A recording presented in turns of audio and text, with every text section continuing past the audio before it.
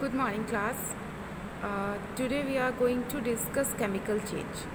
Chemical change, also we can say chemical reactions occur when two or more chemical substance react together to produce a new substance with a different set of properties.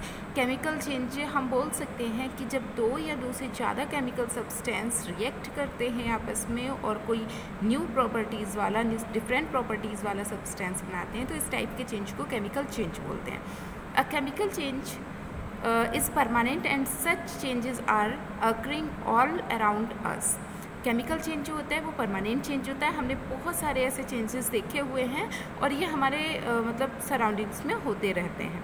Even with in our body, यहाँ तक कि हमारी body में भी, जैसे digestion में भी chemical changes होते हैं. Let us look at some examples of chemical change. अब हम केमिकल चेंजेस के कुछ एग्जांपल लेंगे जिससे हमें क्लियर होगा कि केमिकल चेंजेस किस टाइप से हमें अपने सराउंडिंग्स में देखने को मिलते हैं. फर्स्ट एग्जांपल है reddish brown deposition of iron on iron objects.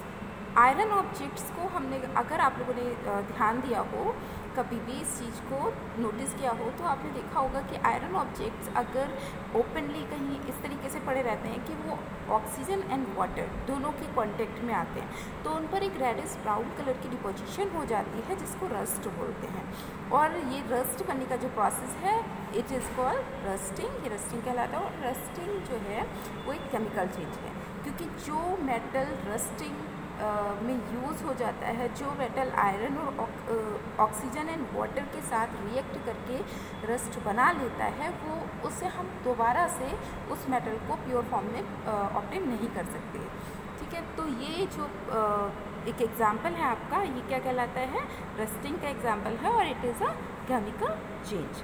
ठीक है, इसकी आप रिएक्शन भी देख सकते हैं कि आयरन ऑब्जेक्ट जब रिएक्ट करता है ऑक्सीजन एंड वाटर से, तो क्या बनाता है, आयरन ऑक्साइड. और ये आयरन ऑक्साइड ही होता है जो रेडिश ब्राउन कलर की डिपोजिशन जो आयरन का कोई भी हमारा मटेरियल है, कोई भी ऑब्जेक्ट है, उस पर बना लेता है, उस पर एक लेयर फॉर्म कर लेता है. ये लेयर जो होती है हमारी रस्ट की कहलाती है. और उसका केमिकल रिएक्शन जो हो जाएगी, आयरन को हम जानते हैं क्या बोलते हैं, आयरन का जो सिंबल है वो है Fe. ऑक्सीजन O2 से रिप्रेजेंट करते हैं, डायटोमिक होता है. एंड वाटर H2O, जिसमें हाइड्रोजन और ऑक्सीजन कंबाइंड होते हैं. तो iron plus oxygen plus water that gives Fe2O3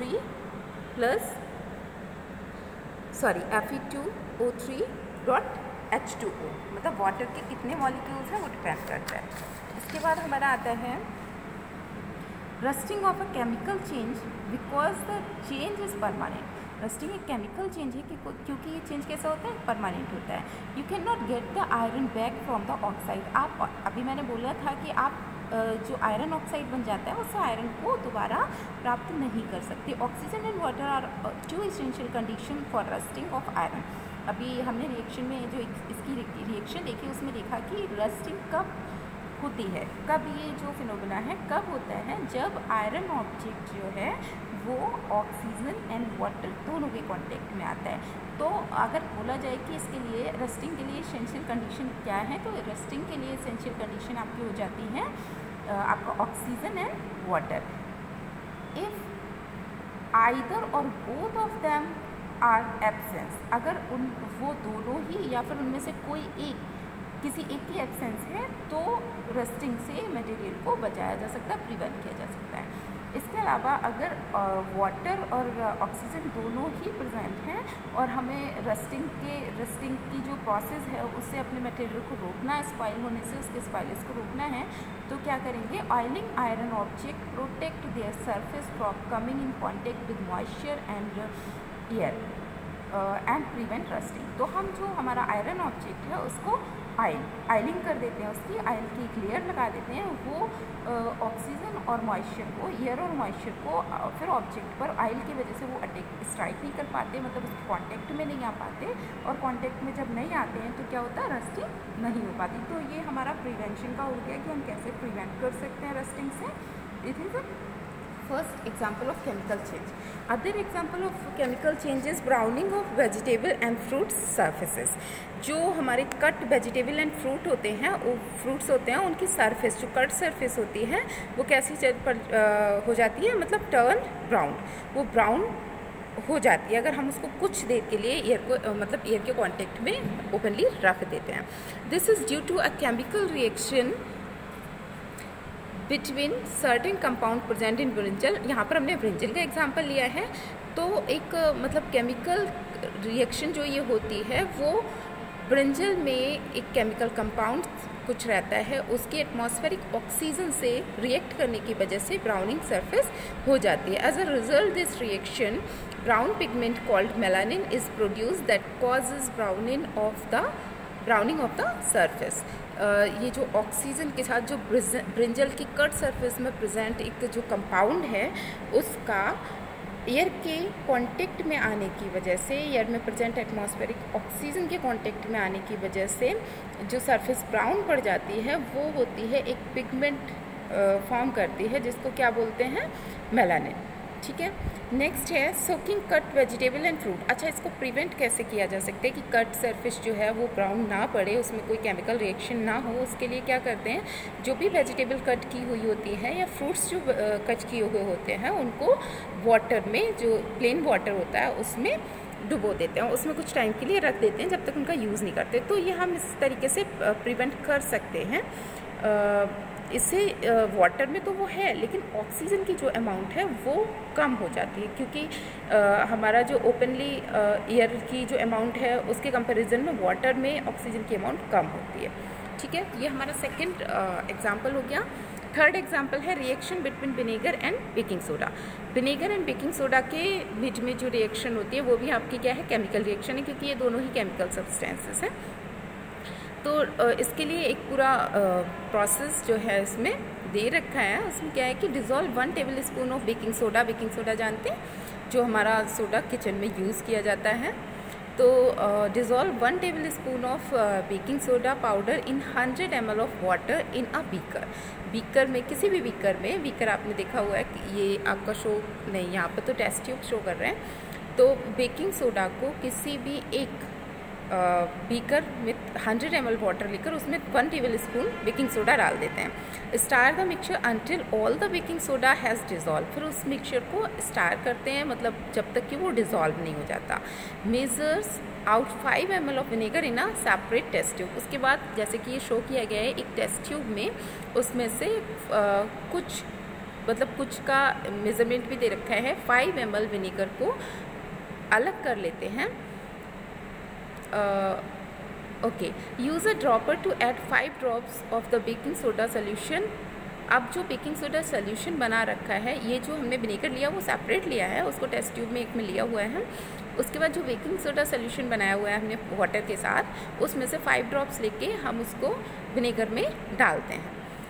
you will then हम क्या ऑब्जर्व करते हैं, bubbles being formed due to the evolution of carbon dioxide gas. तो अगर ऐसा होता है तो क्या होता है, बबल्स बनने लगते हैं. यहाँ पर देखिए टेस्ट ट्यूब में आपका दिखाया गया है, ऊपर थोड़ा सा आपको लग रहा है. तो ये जो बबल्स हैं ये किसकी वजह से, कार्बन डाइऑक्साइड गैस फॉर्म होती है जब हम बेकिंग सोडा का जो वाटर सोल्यूशन बनाया हुआ है उसमें से 5 ड्रॉप्स हम 5 ml विनेगर में ऐड करते हैं, तो उसमें कार्बन डाइऑक्साइड गैस बनती है. तो ये क्या हो गया, हमारा एक केमिकल रिएक्शन हो गया जिसमें बेकिंग सोडा और विनेगर का यूज़ करके कार्बन डाइऑक्साइड गैस, जिसकी प्रॉपर्टीज़, कार्बन डाइऑक्साइड गैस की प्रॉपर्टीज़ बेकिंग सोडा और विनेगर जो कि दोनों लिक्विड फॉर्म में है, स्टेट में भी देखा जाए तो वो अलग होती है, डिफरेंट प्रॉपर्टीज़ का होता है. और जब डिफरेंट प्रॉपर्टीज़ का कोई सब्सटेंस बनता है 2 और मोर केमिकल कंपाउंड के यूज़ से, उनके मिक्स करने से, तो हम इसको केमिकल रिएक्शन बोलते हैं. इसका देखिए आप केमिकल इक्वेशन दे रखा है. विनेगर का फॉर्मूला होता है आपका CH3COOH,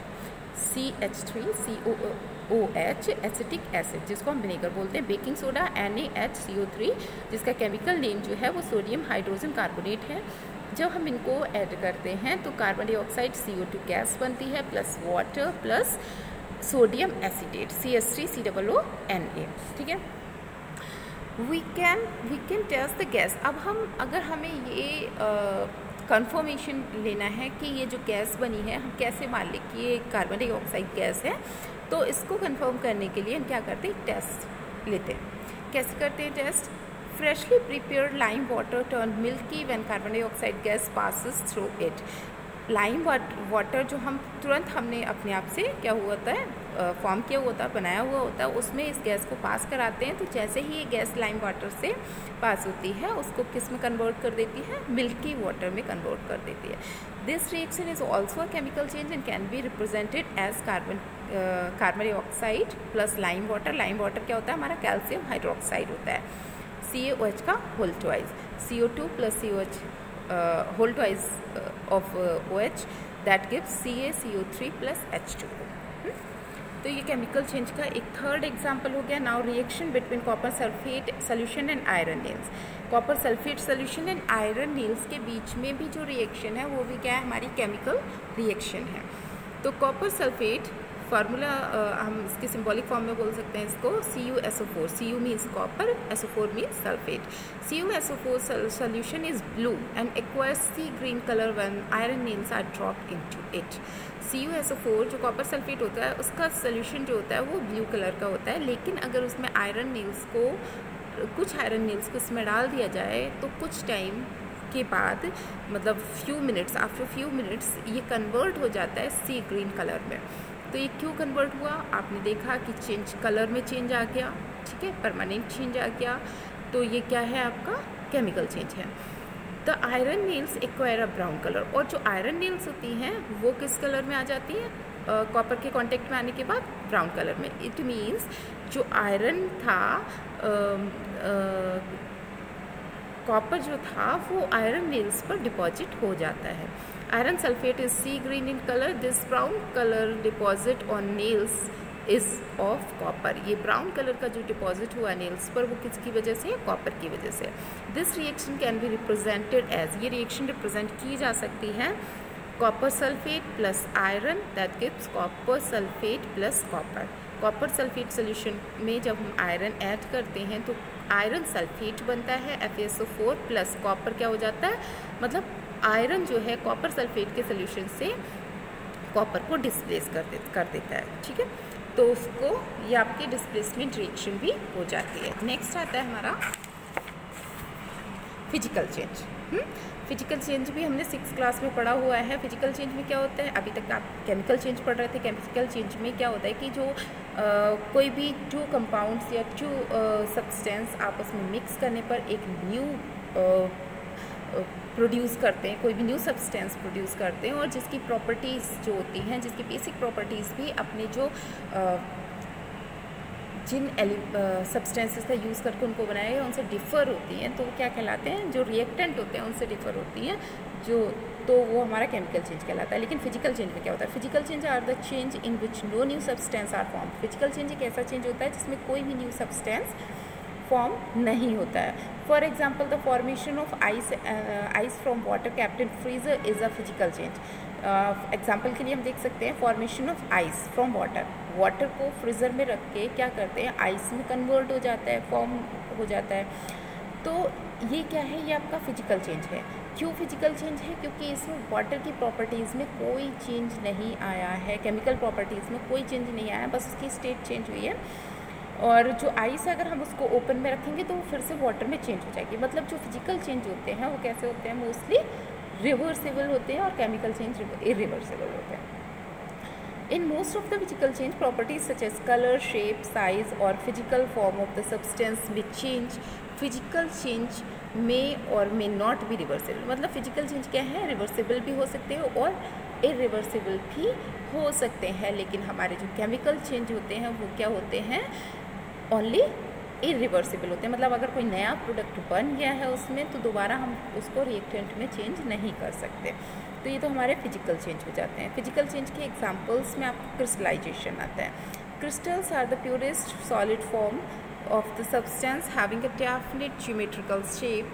The process by which an impure compound is converted into its crystal is known as crystallization. Crystal क्या होता है, purest solid form होती है किसी भी substance की और इसका एक definite geometrical shape होता है, ठीक है। और जो हमारे crystal फॉर्मेशन का जो प्रोसेस है उसको क्या बोलते हैं, क्रिस्टलाइजेशन बोलते हैं। देख लीजिए डेफिनेशन को एक बार फिर से। The process by which an impure compound is converted into its crystals is known as crystallization. The process is used in obtaining common salt from seawater. इस process को sea water से common salt को बनाने में use किया जाता है। हमें पता है जो हमारा कॉमन सॉल्ट होता है वो कहाँ से, सी से हम ऑब्टेन करते हैं उसको, और उसमें जो प्रोसेस यूज़ किया जाता है सी वाटर से सॉल्ट को सेपरेट करने में, वो क्या होता है, क्रिस्टलाइजेशन का प्रोसेस होता है। Let us take common salt. अब इसका हम एक एक्टिविटी के थ्रू देख सकते हैं कि हम क्या करते हैं, कॉमन सॉल्ट लेते हैं और केमिकली कॉमन और table salt is sodium chloride. इसका जो केमिकल नेम है वो क्या होता है, सोडियम क्लोराइड होता है। Common salt is obtained by evaporating sea water. जो हमारा सी वाटर होता है वो उसमें क्या होता है, सॉल्ट मिक्स होता है। उस वाटर को सी कोस्ट जो होते हैं सी, तो उन पे क्या किया जाता है, इकट्ठा किया जाता है और उनको वहाँ पर बाउंड्रीज बना के कुछ टाइम के लिए छोड़ दिया जाता है। उनमें क्या होता है, वाटर एवापोरेट हो जाता है सी हीट से और अपने पीछे, उसके पीछे क्या रह जाता है, वहाँ पर सॉल्ट रह जाता है। फिर उसका प्योरीफिकेशन होता है, प्योरीफाई किया जाता है और वो हमारे यूज़ के लिए सुटेबल हो पाता है। तो ये हमारा क्या है, क्रिस्टलाइजेशन का प्रोसेस है। आपका बुक पे पेज नंबर 60 एंड 61 आप इसको देख सकते हैं और उसके बाद आपका ये पूरा चैप्टर जो है यहाँ पर फिनिश हो जाता है। ठीक है, तो जितना आपको अभी बताया गया वो देखिए उसको।